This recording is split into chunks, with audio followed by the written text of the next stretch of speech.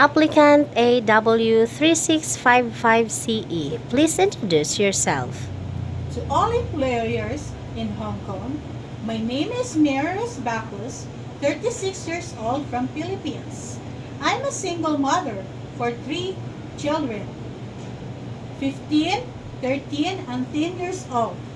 I have work experience in Kuwait for 2 years.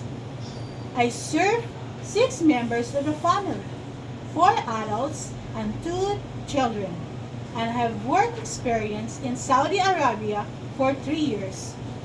3 members of the family, 2 adults and 1 child.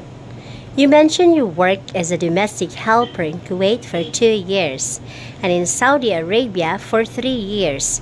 So tell me about your duties and responsibilities in your previous job. I will take care of the babies and doing household chores. Okay, very good. So can you tell us how you'll take care of the baby and the children? I will give the food, vitamins, and playing with them. Okay, very good. So what are some of your skills? Cooking and baking. You said you know how to cook. Do you have any experience in Chinese cooking?